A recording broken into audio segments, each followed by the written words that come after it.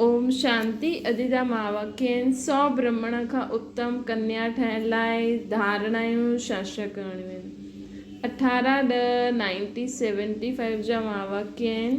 सभी कुमारियूं जो बाप सां पहिरियों वाइदो कयो कि हिकु बाप ॿियो न कोई, उहा निभाईंदा आहियो।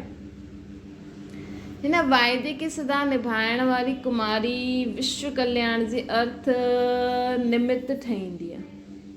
जेकी आत्मा इहो पहिरियों वाइदो निभाईंदी आहे न, उहा विश्व कल्याण जे निमित्त ठहींदी आहे। कुमारियुनि जो पूजन थींदो आहे न। पूजन जो आधार छा आहे? संपूर्ण पवित्रता। त कुमारियुनि जो महत्व पवित्रता जे आधार ते आहे। अगर कुमारी हूंदे हुए भी पवित्र ना आहे त कुमारी जीवन जो महत्व ना आहे। त कुमारीपन जी जो विशेषता आहे हुनखे सदा साथ साथ रखिणो आहे, हुनखे छॾिणो न आहे। हाणे ॾिसो, बाबा जी ज्ञान में अदर कुमारियूं बि ईंदा, उहो बि छा चईंदा आहिनि? असां ब्रह्मा कुमारी कुमार आहियूं। ईअं थोड़ी चईंदा आहिनि असां ब्रह्मा अदर कुमारी कुमार आहियूं। त ख़ुदि खे तव्हांखे बि हाणे कुमारी सम्झणो आहे। जॾहिं खां तव्हां नयो जन्म वरितो आहे तॾहिं खां तव्हां पवित्रता खे अपनायो आहे। त कुमारीपन जी जो विशेषता आहे या कुमारपन जी जो विशेषता आहे उहो सदा पाण सां गॾु रखो, हुनखे छॾो न। न त पंहिंजी विशेषता खे छॾण सां वर्तमान जीवन जो अतीन्द्रिय सुख ऐं भविष्य जे राज्य जो सुख ॿिन्हिनि सां वंचित थी वेंदो। ब्रह्म कुमारी हूंदे हुए बि ॿुधंदे ॻाल्हाईंदे बि अतीन्द्रिय सुख संगम जो वरसो आहे, लेकिन अनुभव न थी पाईंदो। अतीन्द्रिय सुख कॾहिं अनुभव थींदो आहे? जॾहिं असां ख़ुदि पवित्र रहंदासीं। जॾहिं सदा कुमारी जीवन जो महत्व स्मृति में रखंदा त सफल टीचर व ब्रह्म कुमारी ठही वेंदो। जॾहिं अहिड़ो लक्ष्य आहे त कुमारीपन जी विशेषता जा लक्षण सदा कायम रहनि। जॾहिं अहिड़ो लक्ष्य आहे असांजो त कुमारीपन जी विशेषता जा लक्षण सदा कायम रहनि। भई असांजे हिन ब्राह्मण जीवन जी विशेषता छा आहे? महत्व छा आहे हिन जीवन जो? पवित्रता जे कारण ई तव्हां सफल टीचर या ब्रह्म कुमारी ठही सघंदा आहियो। त पंहिंजे हिन जीवन जी विशेषता खे असां यादि रखंदासीं, अहिड़ो लक्ष्य रखंदासीं, तॾहिं ही लक्षण कायम रहंदा। तॾहिं ही माया केतिरो बि असांजो सामनो करे, लेकिन असांखे हिलाए न सघंदी। असां अंगत समान कायम रहंदासीं। कुमारी निर्बंध न, लेकिन डर लॻंदो आहे कि किथे कुमारी हूंदे माया जे वश न थी वञे।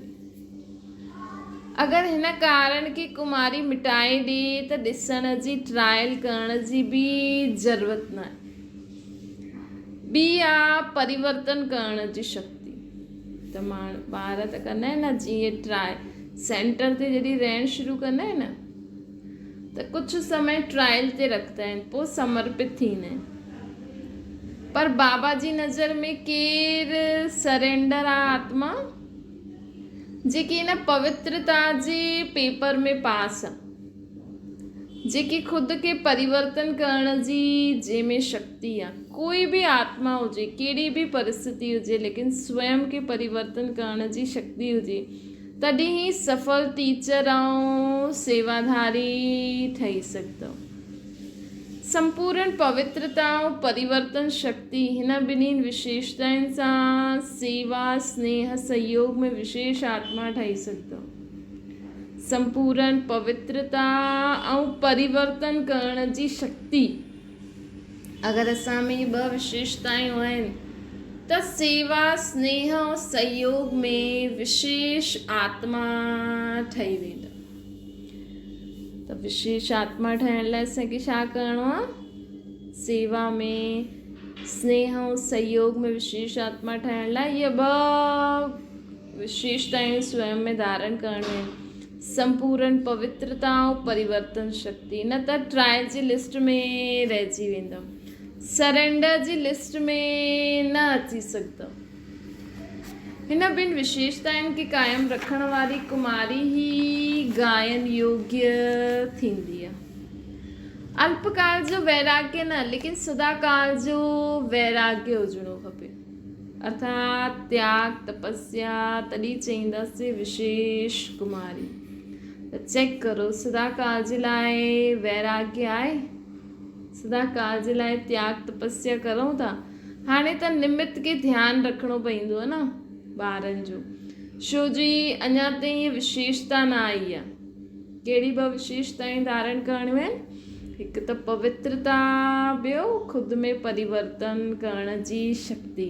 हिन करे सेवा रोकणी पवंदी आहे। भई सेवा ते बि कंहिंखे कीअं मोकिलूं? जॾहिं विशेषता ॾिसंदा आहिनि तॾहिं त सेवा में मोकिलूं न। अॼुकल्ह त भई हीअं फटाफट सेवा में लॻाए ॾींदा आहिनि, लेकिन बाबा जी नज़र में इहे ॿ विशेषताऊं जंहिंमें हुजनि न, उहे ई सफल सेवाधारी थी सघंदो।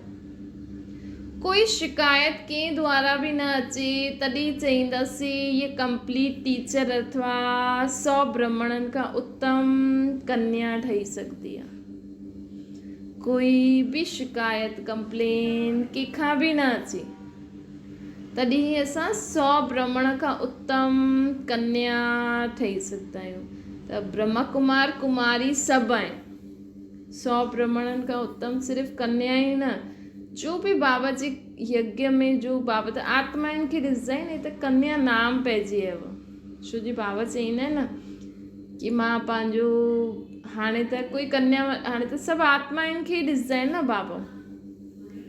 त बाबा चईंदा आहिनि अगरि तव्हांखे 100 ब्राह्मणनि खां उत्तम ठहिणो आहे त स्वयं में पवित्रता ऐं परिवर्तन करण जी विशेषता खे धारण करो। अच्छा, ओम शांति।